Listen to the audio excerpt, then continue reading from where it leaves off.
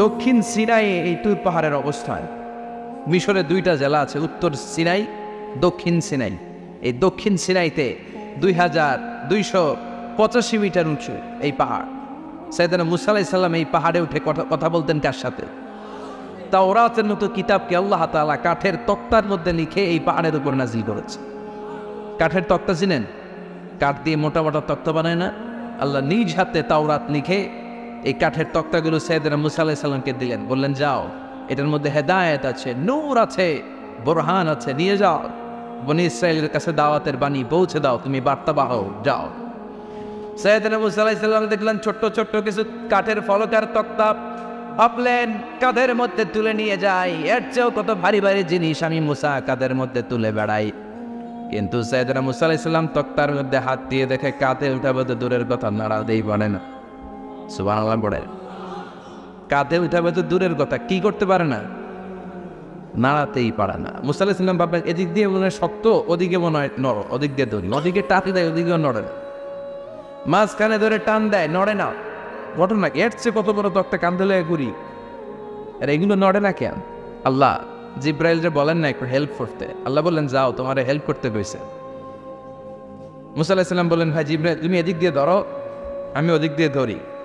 আমরা এরকম ধরে বলি না মারো টান হেইও, এই দুজনে হেইও হেইও শুরু করছে, কিন্তু তক্তা নড়ে না। মুসা আলাইহিস সালাম বললেন চলো পজিশন চেঞ্জ করি, তুমি এদিকে আমি ওদিকে, মারো টান আরো জোরে, কিন্তু তক্তা নড়ে না। মুসা আলাইহিস সালাম বললেন আল্লাহ জিব্রাইলের যে সঙ্গী ফেরেশতা 11 বলো না একটু হেল্প করতে। আল্লাহ বলে যাও হেল্প করে আসো। এবার সবাই মিলে মারো টান আরো জোরে, গায়ে যত জোর আছে। মুসা আলাইহিস সালাম তক্তা ধরে টান দিলেন, টানের চুটে প্রত্যেকটা লোমকূপ দিয়ে খাম বেরোতে শুরু করেছে। এক একটা টানে কোমরের রক ছিঁড়ে যাওয়ার অবস্থা, কিন্তু তক্তা নড়ে। আল্লাহ ডেকে বললেন মুসা রক ছিঁড়ার দরকার নাই, আর ঘেমে অস্থির আর ঘর্মাক্ত হওয়ার দরকার নাই। আসলে তক্তার এত ওজন না, কিন্তু তক্তার মধ্যে যেই বাণীগুলো আছে বাণীগুলো কার? এটা আমার বাণী রে মুসা, এগুলো আমার কথা, এগুলো আমার দেওয়া কিতাব, এগুলো সাধারণ দুনিয়ার বাণী নয়, সাধারণ কথা নয়। এই জিনিসটা বোঝাবার জন্য তক্তার ওজন আমি বাড়িয়ে দিয়েছি। এবার ফেরেশতার সাহায্যের দরকার নাই, নিজেই টান দাও, দেখবা উঠাতে পারবা। সাইয়েদনা মুসা আলাইহিস সালাম এখন দেখে টান দিয়ে কাঁধে নেওয়া যায়। সুবহানাল্লাহ পড়ে। এই যে তুর পাহাড় তিনি মুসা আলাইহিস সালামকে দিয়েছিলেন, যেই পাহাড়ের উপরে, পাহাড়টার নাম তাওরাত কিতাব যে তিনি দিয়েছিলেন, যে পাহাড়ের উপরে, ওই পাহাড়টার নাম কি? তুর পাহাড়। বিশ্বনবী মেরাজে যখন গিয়েছিলেন সাইয়েদনা জিব্রাইল এই তুর পাহাড়ে বিশ্বনবীকে নামিয়ে বললেন অন্ধকার, ইয়া রাসূলুল্লাহ উদউল্লাহ, আল্লাহর কাছে দোয়া করেন। বিশ্বনবী বললেন জিব্রাইল দোয়া করলাম, কিন্তু কোন জায়গায় কোন পাহাড়ের উপরে আমার নামালা? আমি তো এলাকা চিনি না, পাহাড় চিনি না, কোন পাহাড় এটা? সাইয়েদনা জিব্রাইল বললেন নবী হাদিহি জাবাল মুসা তুর সাইনা, এটা আপনার ভাই মুসার পাহাড়, তুর পাহাড়। সুবহানাল্লাহ। এটার চূড়ায় বিশ্বনবী দোয়া করেছেন। এবং ইয়াজুজ মায়াজুজের আক্রমণ থেকে বাঁচার জন্য ঈসা আলাইহিস সালাম কিয়ামতের আগে সব মুমিন বান্দাদেরকে নিয়ে তুর পাহাড়ের উপরে উঠবে। সুবহানাল্লাহ পড়েন। আমি নিজেই তুর পাহাড়ের উপরে উঠছি 2 বার জীবনে। আমি মিশরে ছিলাম তো, ওখানে আমি শিক্ষা সফরে 2 বার আমরা প্রায় তুরে সাইনাতে সফর করতাম। ঠান্ডা একটা এলাকা, মিশরে, পুরো মিশরে গরম, ওদিকে ঠান্ডা। 3 ধর্মের লোকদের জন্য এটা একটা তীর্থস্থান, সবাই যায়, ইহুদিরা যায়, খ্রিস্টানরা যায়, আমরাও যেতাম। মাঝরাতে তুর পাহাড়ে উঠতে হয়, ফজরের সময় পৌঁছতে হয়, আবার 7টা 8টার দিকে ব্যাক করতে হয়। 10টা 11টার পরে সূর্যের তাপে পাথরের পাহাড় এত গরম হয় ওখানে কোনো মানুষ দাঁড়িয়ে থাকতে পারে। আমরাও উঠতেছি কাঁধের মধ্যে ব্যাগ নিয়ে, খ্রিস্টানরাও উঠতেছে, ইহুদিরাও উঠতেছে। ওটার উপরে খ্রিস্টানদের একটা চার্চ আছে, গির্জা, ইহুদিদের আছে একটা ছোট্ট সিনাগগ। ইহুদিরা যে জায়গায় নামাজ পড়ে ওটারে কি বলে? সিনাগগ। খ্রিস্টানরা যেটাতে নামাজ পড়ে ওটারে বলে চার্চ, গির্জার। আমরা যেটাতে নামাজ পড়ি মসজিদ। আমাদের একটা মসজিদ আছে ছোট। ফজরের সময় উঠলাম, উঠে তাকিয়ে দেখি সূর্য কিরণে পুরো তুর পাহাড়ের সিলসিলাতুল জিবাল, পাহাড়ের রেঞ্জ ঝিকিমিকি আলোতে সূর্যের কিরণে চমৎকার এক আভা, রক্তিম আভা ধারণ করেছে। সবাই মিলে আল্লাহর কাছে দোয়া করলাম। এই তুর পাহাড়ের কসম কেটেছে কে? রব্বুল আলামিন বলেন ওয়াত-তিনি ওয়াজ-যাইতুনি ওয়া তুরি সিনিন ওয়া হাযাল বালাদিল আমিন। তিনের কসম, জাইতুনের কসম, তুর পাহাড়ের কসম, আর এই নিরাপদ শহরের কসম। এই নিরাপদ শহর দ্বারা উদ্দেশ্য হচ্ছে মক্কাতুল মুকাররমা। নিরাপদ শহর দ্বারা কোন শহর উদ্দেশ্য? মক্কা। যে মক্কার আগের নাম ছিল বাক্কা। মক্কার আগের নাম সবাই বলেন বাক্কা। মক্কার নামে আল্লাহ কোরআন একটা সূরা দিয়েছে, সূরার নাম সূরাতুল বালাদ। লা উকসিমু বিহাযাল বালাদ ওয়া আনতা হিল্লুম বিহাযাল বালাদ। সুবহানাল্লাহ পড়ে। আবার এই শহরের নাম দিলেন আল্লাহ উম্মুল কুরা, জনপদ সমূহের মা। এই শহরের মধ্যে যারাই প্রবেশ করবে নিরাপত্তা দিবে কে? আবার এই শহরের মাঝখানে আল্লাহ এমন একটা ঘর তৈরি করেছে, গোটা বিশ্বের সব মুসলমান ওই ঘরের দিকে মাথা নুইয়ে সিজদায় লুটিয়ে পড়ে। সুবহানাল্লাহ পড়ে। ইন্না আউওয়ালা বাইতি উযিআ লিন-নাস লাল্লাযী বিবাক্কাতা মুবারাক। এই কাবা ঘরকে কেন্দ্র করে প্রতিদিন 120টা রহমত নাযিল হয়। চিল্লায় বলেন তো কয়টা? সিত্রিন আলী তাইফি, 60টা রহমত যারা তাওয়াফ করে তাদের জন্য। আর বাঈন আলীল মুসল্লিন, 40টা রহমত যারা নামাজ পড়ে তাদের জন্য। 60 আর 40 কত? বাকি আছে কয়টা? বলে 20 আলীন নাযিরিনা ইলাল কাবা। বাকি 20টা রহমত যারা তাওয়াফও করে না, নামাজও পড়ে না, শুধু কাবার দিকে তাকিয়ে থাকে। সুবহানাল্লাহ পড়েন। আবার কাবার 4টা কর্নার আছে। একটা কর্নারের ভেতরে একটা পাথর আছে, এটাকে বলে ব্ল্যাক স্টোন কর্নার, হাজরে আসওয়াদের পাথর। এই পাথরে যেই চুমো দেয়, পাথর ওই চুমোদানকারীর জীবনের সব গুনাহ টেনে শুনে সব নিয়ে যান। কিয়ামতের দিন আল্লাহ হাজরে আসওয়াদের 2টা ঠোঁট দিবেন, 2টা চোখ দিবেন, আর দাঁড় করিয়ে দিবেন। আল্লাহর সামনে দাঁড়িয়ে দাঁড়িয়ে হাজরে আসওয়াদ সুপারিশ করবে। আল্লাহর কাছে বলবে, আল্লাহ এই লোকটা আমার চুমো দিয়েছে, তার জন্য জাহান্নামের আগুন হারাম করে দাও। এই হাজরে আসওয়াদ পাথরের জন্য আমরা চুমো দিতে পারি, আল্লাহ তৌফিক দাও। জোরে পড়েন আমিন। এই নিরাপদ শহরের কসম। শহরটার নাম মক্কা। চিল্লায় বলেন শহরটার নাম। এটার মাঝখানে একটা ঘর আছে, আল কাবা আল মুশাররাফা। লক্ষ লক্ষ মানুষ এই কাবা কেন্দ্রিক প্রতিদিন ছুটতে থাকে। আল্লাহ বলেছেন এটা মাসাবাতাল লিন-নাস, মানুষের মিলন কেন্দ্র। লক্ষ লক্ষ মানুষ এই কাবাকে ঘিরে নামাজ পড়ে। প্রতিটা জুমার দিন 10 লাখেরও মোর দেন 1 মিলিয়ন মুসল্লি কাবার চারদিকে জুমার সালাত আদায় করে সুবহানাল্লাহ পড়ে। আজান হওয়া মাত্রই মৌমাছির মতো মানুষগুলো ছুটতে থাকে। কাবার আজান শুনেছেন? আল্লাহু আকবার, আল্লাহু আকবার, আল্লাহু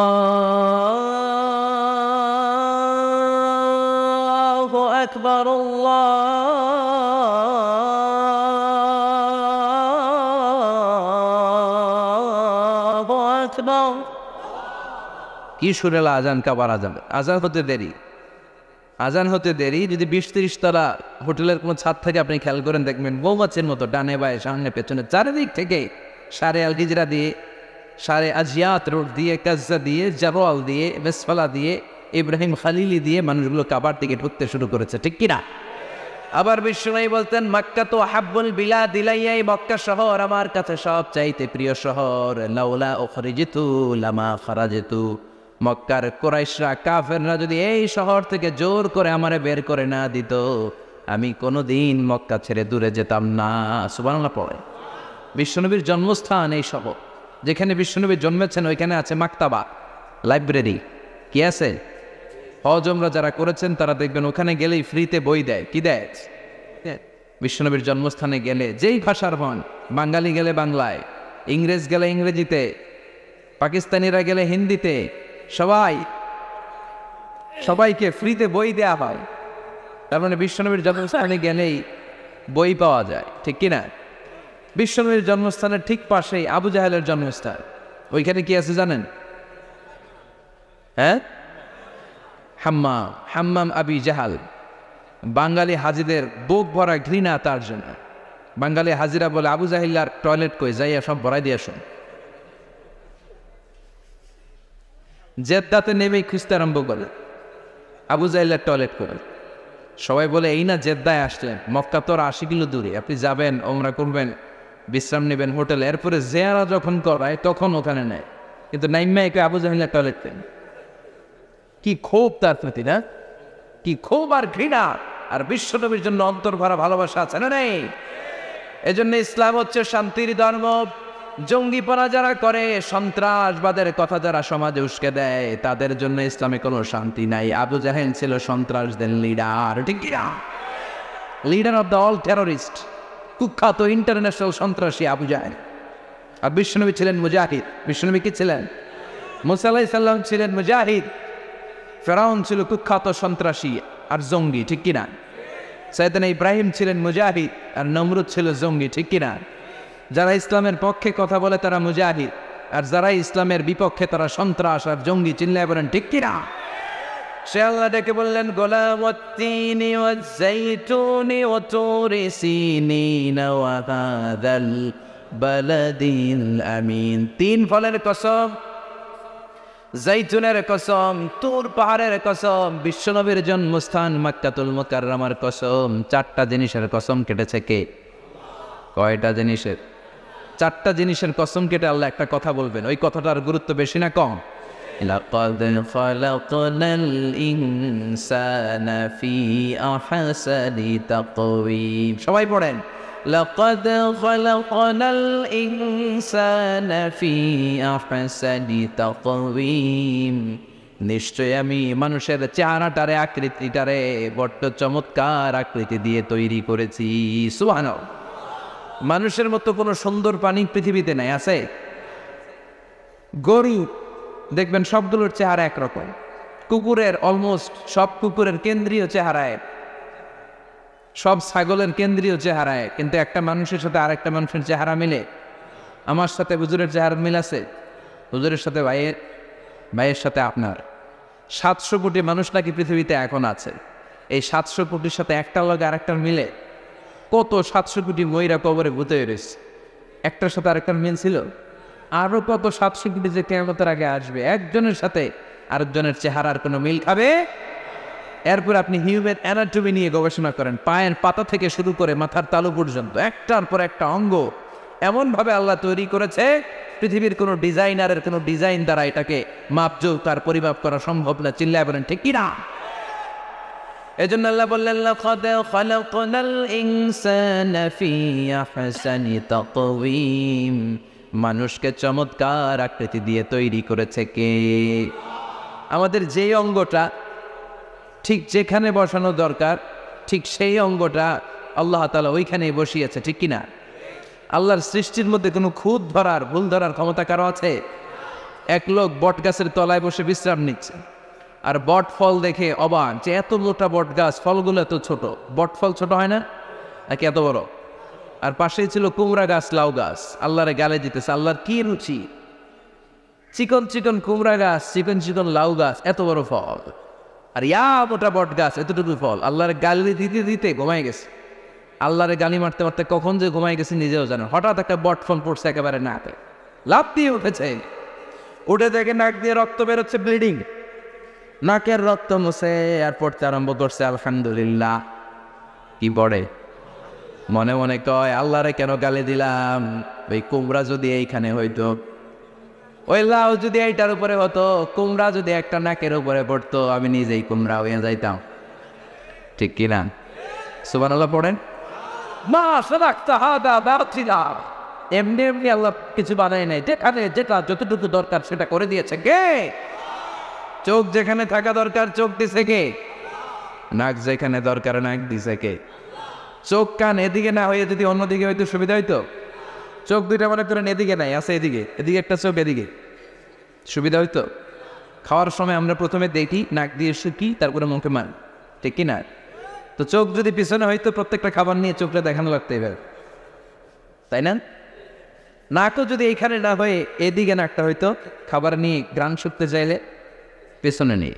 দেখেন কি সেটিং! চোখ যদি এইখানে না থেকে মাত্র 2 ইঞ্চি উপরে যদি আল্লাহ দিত, এদিকে একটা চোখ এদিকে একটা চোখ, সেজদা দিতে পারতেন? চোখ বন্ধ করে সেজদা দেওয়া লাগতো, ঠিক কিনা? ফুটবল খেলতে পারতেন? ফুটবলে হেড দিলে ডিমের মতো পোস্ট হয়ে যেত চোখ দুইটা। সুবহানাল্লাহ পড়বেন না? দেখেন কানের কি সেটিং! কান যদি এইখানে না দিয়ে এই কানটা আল্লাহ এই বগলের নিচে দিত, আর এই কান যদি এই বগলের নিচে দিত, আজকে ওয়াজ শুনতেন কেমনে? এমনি হাত তোলেন সবাই।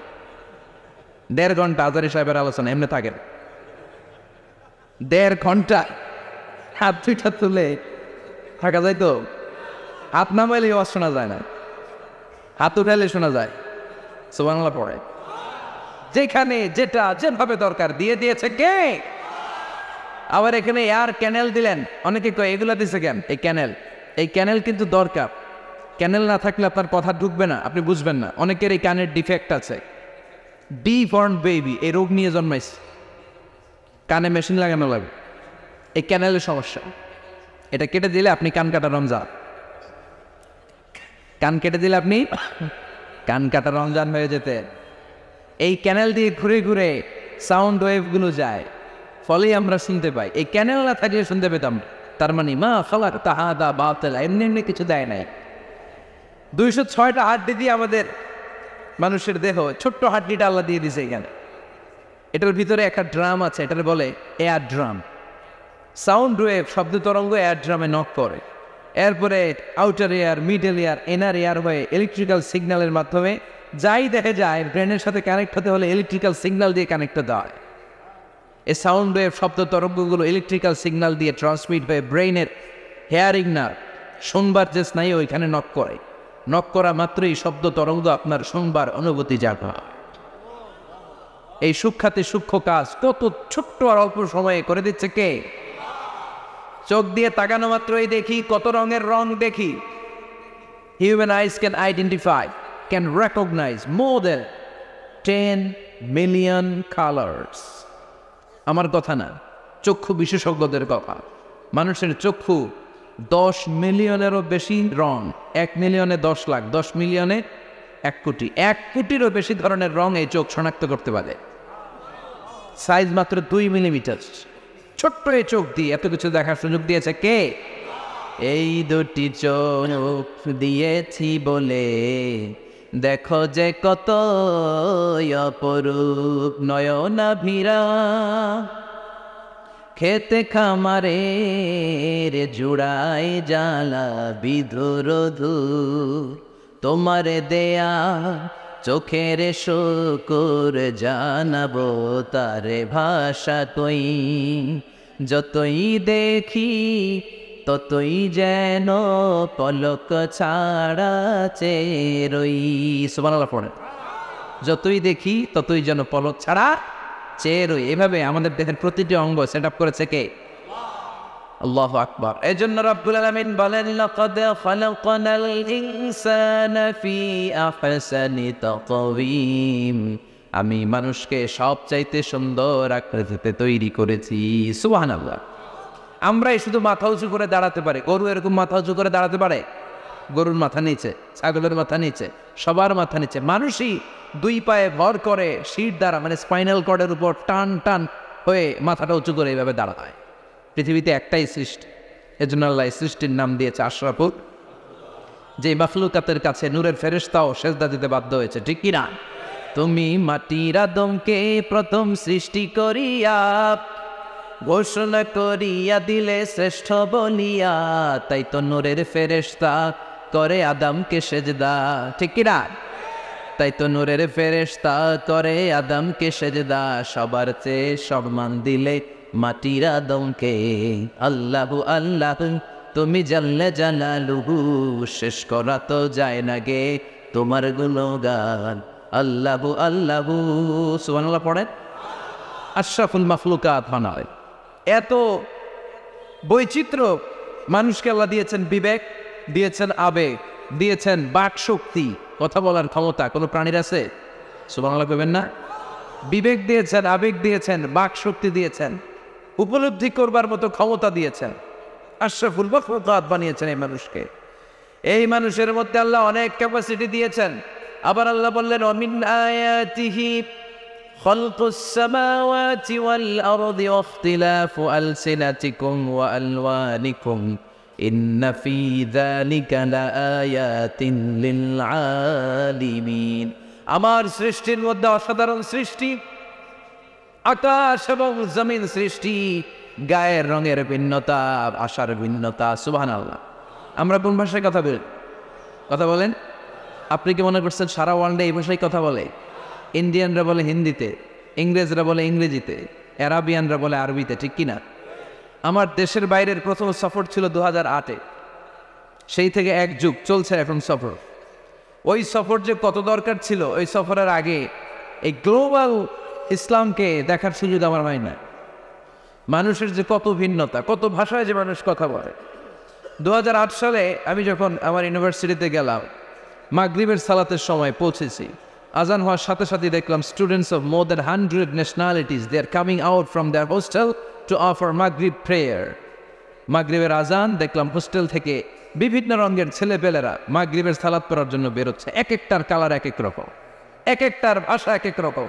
আমরা বাংলায় বললে অ্যারাবিয়ানরা বুঝে না, অ্যারাবিয়ানরা আরবিতে বললে ইন্ডিয়ানরা বুঝে না, ইন্ডিয়ানরা হিন্দিতে বললে ইংরেজরা বুঝে না, চাইনিজরা মান্ডারিনে বললে কেউ বুঝে না। চিয়াং ফিয়াং জিয়াং এগুলো হচ্ছে চাইনিজ ভাষা। ইয়াং শিয়াং দিয়ে যখন কথা বলে কেউ বুঝে না। প্রথম মাগরিবের সালাত পড়ে আমি প্রথম নিগ্রু মানুষ আবিষ্কার করলাম। এর আগে কোনোদিন কালো মানুষ দেখিনি। সালাম ফিরে ডানে দেখে এক নিগ্রু, বায়ে দেখে আরেক নিগ্রু। আমি মনে করছি কেরামান কাতিবিন। এর নিগ্রু দেখে আমি দিছি দৌড়। সবাই কয় দৌড়ান কেন? আমি বললাম এরা কারা? আমারে বলা হলো এরা আপনার বন্ধু। এরা কি? এই কালো লোক নাকি আমার বন্ধু। বললো 5 বছর এই নিগ্রুদের সাথে আপনার থাকতে হবে। 100টারও বেশি দেশের ছাত্র আমরা একসাথে থেকেছি। কারো ভাষা কেউ বোঝে না, কারো গায়ের রঙের সাথে কারো গায়ের রঙের মিল নাই। চিল্লায় বলেন সুবহানাল্লাহ। এই জন্য রব্বুল আলামিন বললেন লাকাদ খালাকনাল ইনসানা ফি আহসানি তাকওয়িম। আমি মানুষকে চমৎকার আকৃতিতে তৈরি করেছি। সুম্মা রাদাদনাহু আসফালা সাফিলিন। তারপর মানুষকে আমি আবার নিম্নমুখী করেছি। মানুষের সৌন্দর্যটা সবসময় থাকে না। এই যে যুবক অবস্থায় আমাদের কি সুন্দর চামড়া, কি সুন্দর দেহ, বয়স যখন 70-80 হবে এরকম থাকবে? কথা বলেন না। এই কালো দাড়িগুলো সাদা হয়ে যাবে, বয়সের ভারে মেজানো নমনাজারি লজ্জা হয়ে যাবে, লাঠি লাগতে থাকো। তখন স্টেজে উঠবে, হায়াতে বাসায় থাকলে লাঠি নিয়ে উঠতে হবে। কথা কর। আমার নানা বাইরে দেখতাম গাড়িতে একটা লাঠি রাখতো। মরহুম পীর সাহেব গোলাম সাদেক সাঈদী গাড়িতে সবসময় লাঠি। এই লাঠি নিয়ে গাড়ি থেকে বেরোতো, লাঠি দিয়ে সিঁড়ি বেয়ে উঠতো, মাঝে মাঝে আমরা ধরেও উঠাতাম। তো উনি কি এরকম ছিল না? একদিন ইয়াং তাগলা যুবক, রং ধরা যৌবন, জং ধরে শেষ থাকে না। আসফালা সাফিলিন এর 2টা তাফসীর। একটা হচ্ছে ইলা আরজালিল উমর, সব সময় মানুষ যুবক থাকে না, একটা সময় তারে বৃদ্ধ বানিয়ে দেয় কে? আবার আল্লাহ বুঝালেন মানুষ ভালো হলে অনেক ভালো হয়, খারাপ হলে অনেক খারাপ। মানুষ ভালো হলে ফেরেশতার চেয়ে ভালো, মানুষ খারাপ হলে পশুর চেয়েও খারাপ। কথা বলেন ঠিক কিনা? এক পশু আরেক পশুরে মারে না, এক পশু আরেক পশুরে হত্যা করে না, কিন্তু মানুষ মানুষের মারে কি মারেনি? A lion never kills a lion, a dog never kills a dog, an elephant never kills an elephant. একটা হাতি একটা হাতিরে মারে না, কুকুর কুকুরে মারে না, কিন্তু মানুষ মানুষকে মারে কিনা? এজন্য আল্লাহ বললেন লাকাদ খালাকনাল ইনসানা ফি আহসানি তাকওয়িম সুম্মা রাদাদনাহু আসফালা সাফিলিন ইল্লাল্লাযীনা আমানু ওয়া আমিলুস সালিহাতি ফালাহুম আজরুন গায়রু মামনুন। 2 শ্রেণীর মানুষের এই বিপদ নাই, যারা ঈমান এনেছে, সৎ কর্ম করেছে। কার কথা? তবে ঈমানটা হতে হবে নির্ভেজাল।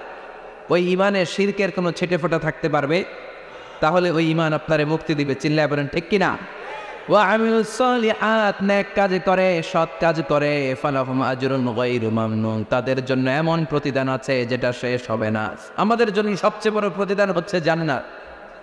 মুমিনের জন্য সবচেয়ে বড় পাওয়া হচ্ছে জান্নাত। চিৎকার করে বলতে হবে সবচেয়ে বড় প্রতিদান কি? মালিক তুমি জান্নাতে তোমার পাশে আমায় একটি ঘর বানিয়ে দিও, একটি ঘর বানিয়ে দিও সে বিভীষিকাময় মহাদিনে, তোমার প্রতিবেশী করে নিও।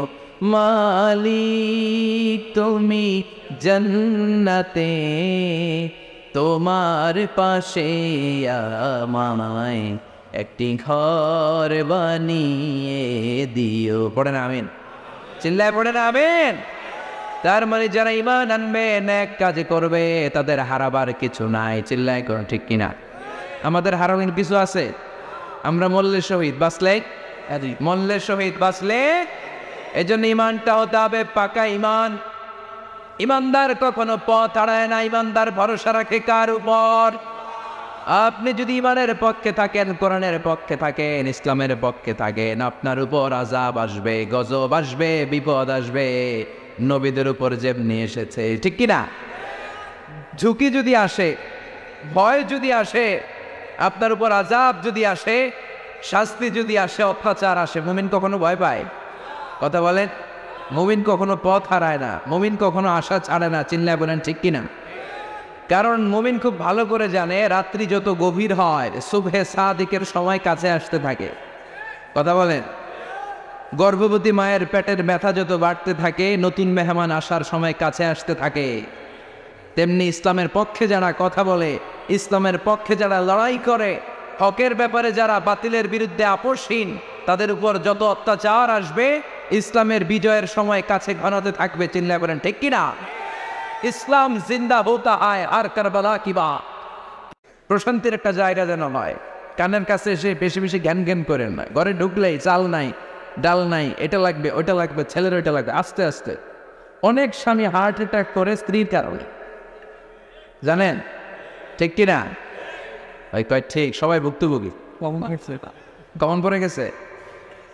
দুই পক্ষরেই বললাম, স্বামীরাও সালাম দিবেন, স্ত্রীরাও দিবেন। সালাম মানে শান্তি, তো ঘরটারে শান্তি দিয়ে ভরে দিবে কে?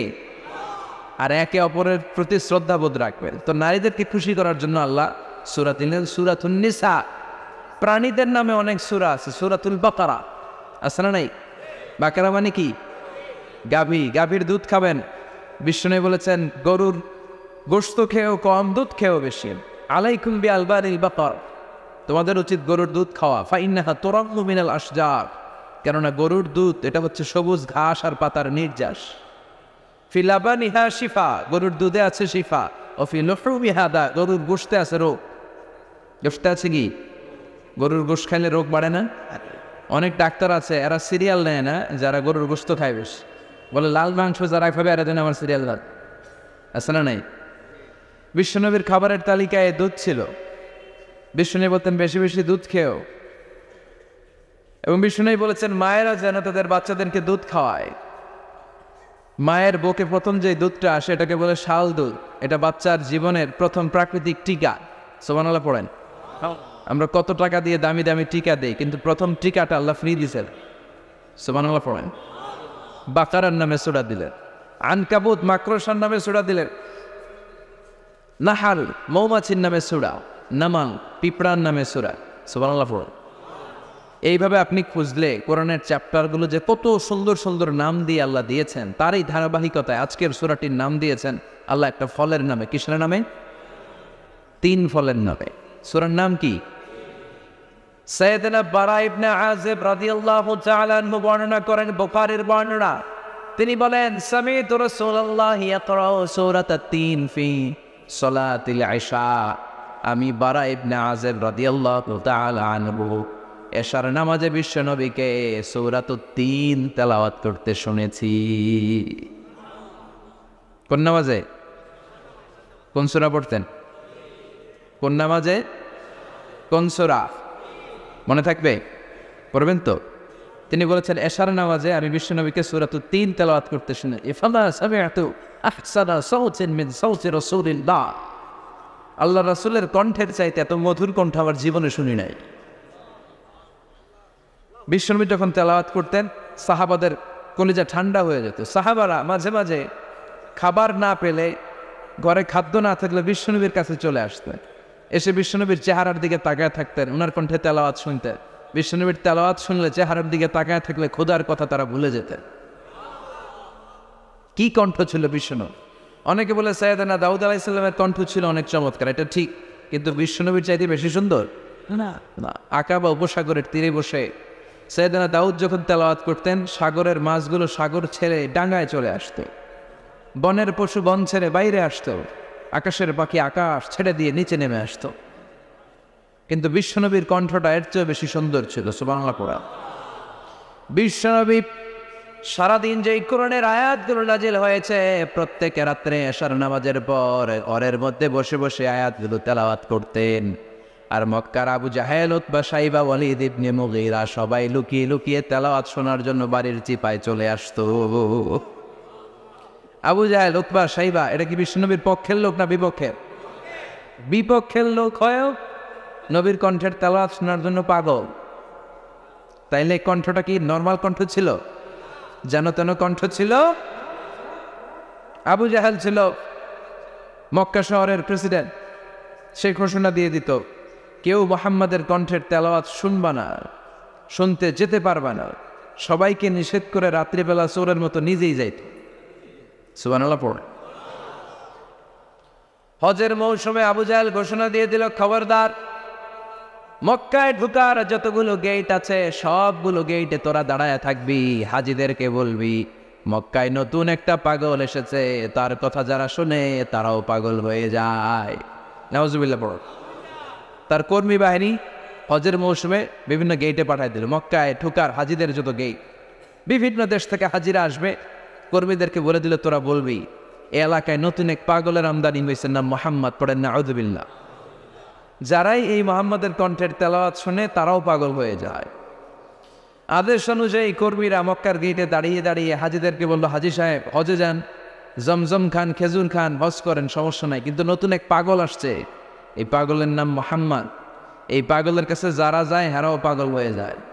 হাজি সাহেবরা কোনোদিন এই মুহাম্মদ নামটা শোনে নাই, এই প্রথম শুনল। শুই নাই মনে মনে কয়, যেদিকে যাবো আর নাই যাব, আগে মুহাম্মদের কাছে যাব। সবার আগে কার কাছে যাব?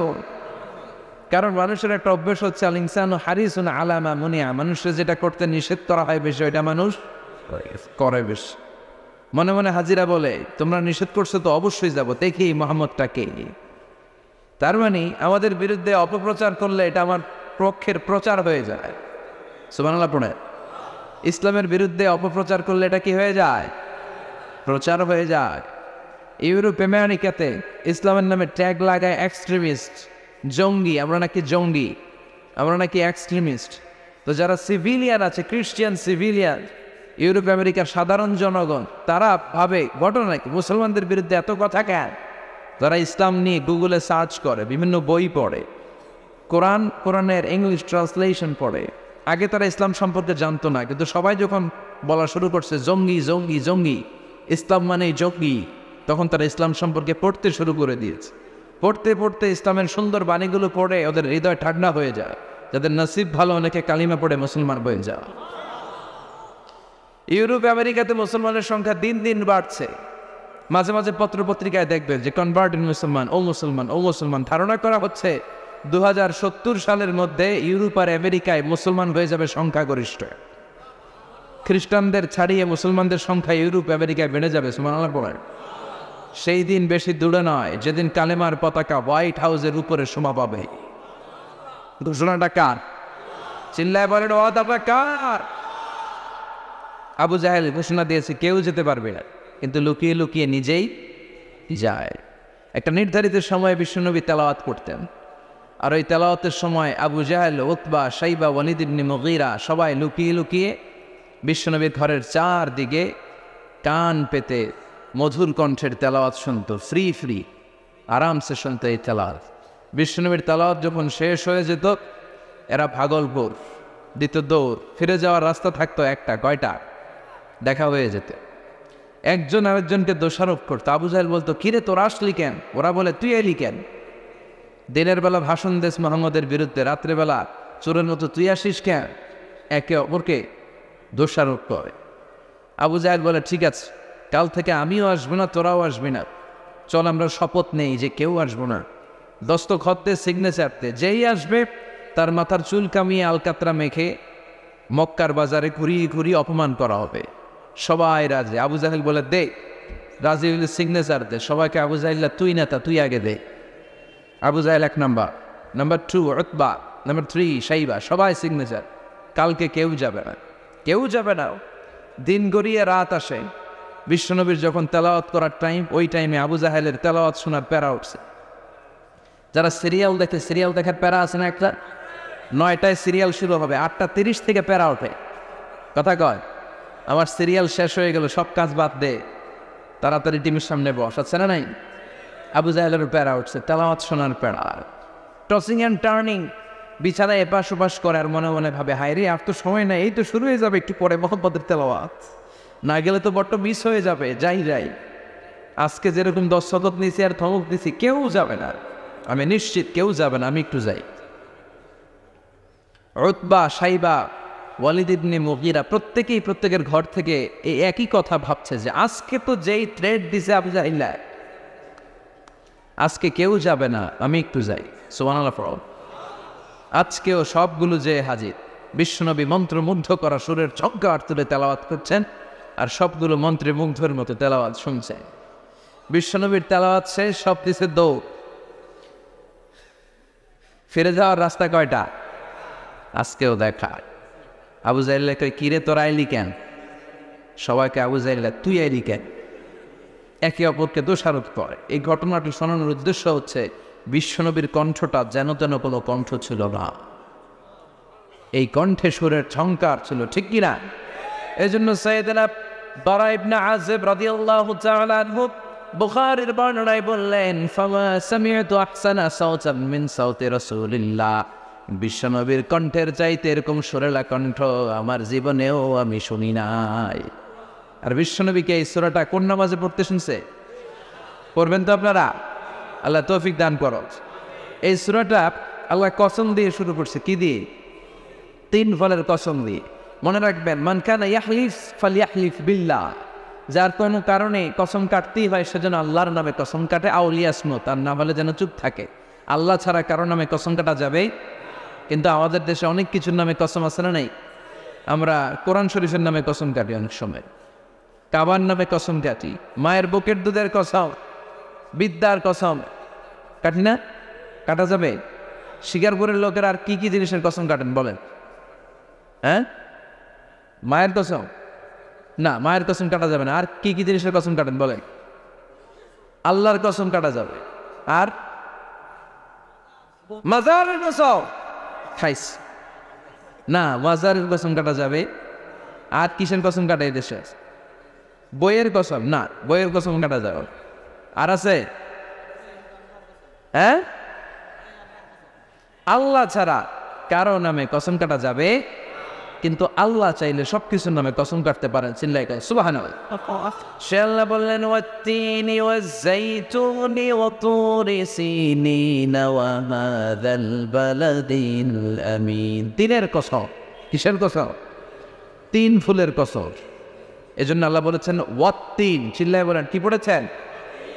সম্মানিত ভাইয়েরা, খেয়াল রাখবেন, কসম যখনই আল্লাহ কেটেছেন তখনই আল্লাহ ওয়াও ব্যবহার করেছেন। এটাকে বলে, এই যে এটা কিন্তু তাফসিরের আসল কথা, মনে রাখেন, ওয়াও আল কাসামিয়া, এটার বলে কসম কাটার ওয়াও। যত জায়গায় আল্লাহ কসম কেটেছেন তত জায়গায় আল্লাহ কি ব্যবহার করেছেন?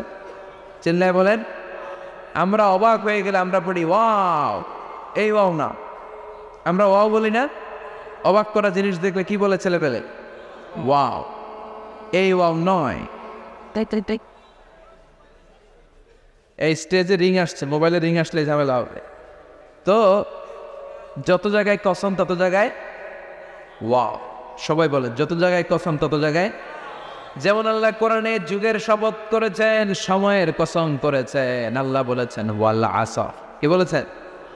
ওয়াও আসে না নাই? আল্লাহ পাহাড়ের কসম করেছেন, আল্লাহ বলেছেন ওয়াত্তুর। আল্লাহ ফজরের কসম করেছেন, আল্লাহ বলেছেন ওয়াল ফাজার। জিলহজের প্রথম 10 রাতের কসম করেছেন, তিনি বলেছেন ওয়ালায়ালিন আশর। জোর আর বেজোরের কসম করেছেন, তিনি কি বলেছেন? ওয়াশ-শাফঈ ওয়াল ওয়াতর। তারই ধারাবাহিকতা এখানে তিনি 3 ফলের কসম কেটেছেন, আর তিনি বলেছেন তিন। চিল্লায় বলেন, তিনি কি বলেছেন? মানে 3-এর কসম। কিসের কসম? 3 ফল। ডুমুর ফলের কসম কেটেছেন, কারণ এই ফলের অনেক উপকারিতা আছে। এটা আরব বিশ্বে আরবদের কাছে খুবই গুরুত্বপূর্ণ সুস্বাদু একটা ফল। কালো ডুমুর হয়, সাদা ডুমুর হয়। এই ডুমুর ফল খেলে ডায়াবেটিক্স রোগীদের অনেক উপকার হয়। ডায়াবেটিক্স আমাদের জাতীয় রোগ না? ডায়াবেটিক্স আছে কার কার? অনেকের আছে না? এই ডায়াবেটিক্স আল্লাহ ভালো করে দেবে। কি খাবেন? ডুমুর ফল খাবেন। অনেক নারীদের ইররেগুলার মেনস্ট্রুয়েশনাল পিরিয়ড হয়, অনিয়মিত অনিয়ন্ত্রিত মাসিক। এই ডুমুর ফলের সেদ্ধ করা পানি যদি খায় তাদের মাসিক নিয়মিত হয়ে যায়। এটার মধ্যে অনেক স্ট্রেংথ এন্ড স্ট্যামিনা আছে। আর এই ফলটা জান্নাতি ফল। কি ফল? এটা জান্নাতি ফল। এই 3 গাছটা জান্নাতের গাছ। সাইয়েদনা আদম আলাইহিস সালামকে আল্লাহ বললেন, ওয়ালা তাকরাবা হাযিহিশ শাজারাতা ফাতাকুনা মিনাজ যালিমিন। ও আদম, তুমি আর হাওয়া মিলে জান্নাতে ঘুরো, জান্নাতে খাওয়া দাওয়া করো, যা মনে চায় করো, কিন্তু একটা নিষিদ্ধ গাছ আছে, ওই গাছের কাছে যাওয়া যাবে না। কার কথা? সব খাও, সব করো, কিন্তু নিষিদ্ধ গাছের কাছে যাওয়া যাবে না। আদম আলাইহিস সালাম শয়তানের ওয়াসওয়াসায় পড়ে ওই গাছের ফলই খেয়ে ফেলতেন। ওয়ালাকাদ আহিদনা ইলা আদম মিন ক্বাবলু ফানাসিয়া ওয়া লাম নাজিদ লাহু আজমা। আমি আদমকে স্পেশাল একটা অর্ডার করেছি, ওই অর্ডার আদম রক্ষা করতে পারে নাই। পারবে কেমন? আদম তো ভুলে গেছে। আদম আলাইহিস সালাম কি করছে? ভুলে গেছে। ভুল করে তিনি খেয়ে ফেললেন। শয়তানের ওয়াসওয়াসায় পড়ে শুধু আদমই খান নাই, হাওয়াও খেলেন আলাইহিমাস সালাম। খাওয়ার সাথে সাথে ওনাদের জান্নাতের পোশাকগুলো খুলতে আরম্ভ করলেন, নেকেড হতে শুরু করলেন। আদম আর হাওয়া দুইজনে কি হতে শুরু করলেন? উলঙ্গ হতে শুরু করলেন। গায়ের মধ্যে আর জামা নাই। সম্মানিত ভাইয়েরা, এখানে শিক্ষণীয় যে বিষয়টা সেটা হচ্ছে শয়তানের কাজ, শয়তানের মিশন জান্নাতেও যেটা ছিল দুনিয়াতেও এটা। শয়তানের মিশন হচ্ছে আদম জাত বনি আদমের দেহ থেকে কেমন করে কাপড় খোলা যায়, নারীদেরকে কেমন করে উলঙ্গ করা যায়। জান্নাতে যেমনি আদম আর হাওয়া আলাইহিস সালামের কাপড় শয়তান খুলেছে, দুনিয়াতেও শয়তান আমাদেরকে অশ্লীল বানাতে চায়। চিল্লায় বলেন ঠিক কিনা? এই জন্য আমার মায়েরা, আমার বোনেরা, যাদের কানে আমার মাইকের আওয়াজ যায়, খবরদার, শয়তানের এই ওয়াসওয়াসায় ফাঁদে পা দেওয়া যাবে না। শয়তান চেয়েছে জান্নাতে কেমন করে মা হাওয়ার কাপড় খুলে ফেলা যায়, দুনিয়াতেও শয়তান চায় কেমন করে আপনাদেরকে নেকেড বানানো যায়। ঠিক কিনা? বাংলাদেশের নারীদের কাপড় এখন দেহের মধ্যে বাড়ছে নাকি কমছে? আছি আমরা কোন জামানায়, লাজ শরম গেছে হারায়। ঠিক কিনা? পাতলা শাড়ির বাহার, পাখি ড্রেস, লেহেঙ্গা পোশাক দেখে নারীর লাজে মরে যাই। হায় হায়, আছি আমরা কোন জামানায়, লাজ শরম গেছে হারায়। ঠিক কিনা? পোশাক আশাক নারীদের খাটো হতে শুরু করেছে। এটা শয়তানের মিশন। এজন্য মায়েরা বোনেরা খবরদার, পোশাককে ছোট করবেন না, খাটো করবেন না, হেজাব করবেন। এই হেজাবকে ফরজ করেছে কে? এই হেজাব আপনার অধিকার, আপনার অধিকার আপনি বুঝে নেন। হেজাব আপনার অহংকার, এই হেজাব হচ্ছে আপনার আভিজাত্যের প্রতীক। চিল্লায় বলেন ঠিক কিনা? নারী অধিকারের যারা কথা বলে, নারী আন্দোলনের কথা যারা বলে, তাদের কথায় কান দিবেন না। এরা বক্তব্যের মঞ্চে উঠে নারীর অধিকারের কথা বলে, কিন্তু তাদের ঘরেই নারীরা বেশি নির্যাতিতা, তাদের ঘরের কাজের মেয়েগুলাই বেশি নির্যাতিতা। চিল্লায় কোন ঠিক কিনা? তারাই লোহা গরম করে কাজের মেয়েগুলোর পিঠে ছ্যাঁক দেয়, তারাই সুযোগ পেলে ধর্ষণে সেঞ্চুরি করতে দ্বিধাবোধ করে না। চিল্লায় কোন ঠিক কিনা? শয়তানের মিশন জান্নাতে ছিল যেটা, দুনিয়াতেও এটা। পোশাক কি করে আলাদা করা যায়? এই জন্য হেজাব যেন আমরা ভুলে না যাই। হেজাব আপনার আভিজাত্যের প্রতীক, আপনার সৌন্দর্য, আপনার সম্ভ্রম, আপনার স্ট্যাটাস তো আপনার হেজাবের মধ্যে শোভা পায়। ঠিক কিনা? কিন্তু দিনকে দিন পোশাক ছোট হতে শুরু করেছে। নতুন নতুন অনেক পোশাক বেরোয় নারীদের। কি পোশাক আছে বলেন তো একটা? হ্যাঁ, পাখি। আর কি আছে? লেহেঙ্গা আর কিরণমালার। এগুলো পরবেন না, হেজাব পরবেন। হেজাবে একটা নারীকে যত সুন্দর, রূপবতী, গুণবতী, সুস্নিগ্ধা লাগে, অন্য কোনো পোশাকে লাগে? আল্লাহ আমাদেরকে বোঝার তৌফিক দান করে। সাইয়েদনা আদম আলাইহিস সালাম, হাওয়া আলাইহিস সালাম জান্নাতের ভেতরে যখন উলঙ্গ হয়ে গেল, লজ্জাস্থান ঢাকার জন্য জান্নাতের বিভিন্ন গাছের দিকে দৌড়ায়। দৌড়িয়ে দৌড়িয়ে যেই গাছের পাতা দিয়ে তারা সেদিন লজ্জাস্থান ডেকেছিল, ওই গাছের নাম ছিল 3 গাছ। কি গাছ? ওই তিনের কসম কোরআনে কেটেছে কে? সেজন্য আল্লাহ বললেন ওয়াত্তিনি ওয়াজ্জাইতুনি ওয়া তুরি সিনিনা ওয়া হাযাল বালাদিল আমিন। সুবহানাল্লাহ পড়েন। তিনের কসম, জাইতুনের কসম। জাইতুন মানে জলপাই, আওয়াজ করে বলতে হবে। জাইতুন অর্থ খাইছেন? জলপাইয়ের আচার খাই না আমরা। জাইতুন মানে জলপাই, ইংরেজিতে বলে অলিভ। তবে আমাদের জলপাই আর আরব দেশের জলপাই একটি গুণগত পার্থক্য আছে। আরব দেশের জলপাই একটু ছোট হয়, আমাদেরগুলো সাইজে বড় হয়। আরব দেশের জলপাই একসাথে অনেকগুলো খাওয়া যায়, আর আমাদের দেশের জলপাই আবার 2-3টার বেশি খাওয়া যায় না, অনেক টক না। এই 7টা জলপাই আর একটা 3, এই মিক্স রেশিওতে যদি আপনি রেগুলার খান, আপনার বার্ধক্য রোধ হবে, আপনার স্বাস্থ্য ভালো থাকবে। আলহামদুলিল্লাহ পড়েন। এই জাইতুন গাছগুলো আরব দেশে হিল ট্রাক্স, পাহাড়ি এরিয়াতে হয়, 100 বছর বেঁচে থাকে। বিষ্ণু বলেছেন কুলু জাইতা ওয়াত্তাহিনু ফাইন্নাহা মিন শাজারাতিন মুবারাকা। বিষ্ণু বললেন জাইতুনের তেল খাও, জাইতুনের তেল গায়ের মধ্যে দাও, জাইতুনের তেল মালিশ করো। জাইতুনের ভেতরে বরকত ঢুকায় দিয়েছে কে? জাইতুনের তেল দাড়িতে চুলে মালিশ করলে দাড়ি চুল সহজে পাকে না। বিশ্বনবী সব সময় দাড়িতে চুলে জাইতুন মাখতেন। আমি নিজেও মাখি প্রতিদিন, আপনারাও মাখবেন। বাজারে পাওয়া যায়, যে বলবেন অলিভ অয়েল, কি বলবেন? অলিভ অয়েল বললে আপনাকে দিবে। স্পেনের, মেড ইন স্পেন, এদের অলিভ অয়েল ভালো। ফিলিস্তিনের যে অরিজিনাল অলিভ অয়েল, এটা ভালো, এটা খাওয়া যায়। তাম্বুতু বিদ্যুহনি ও সিবগিল্লিল আখিলিন, এটার অনেক কাজ। খাওয়াও যায়, মালিশও করা যায়, জাইতুনের ডাল ভেঙে মেসোয়াদও গরম খায়।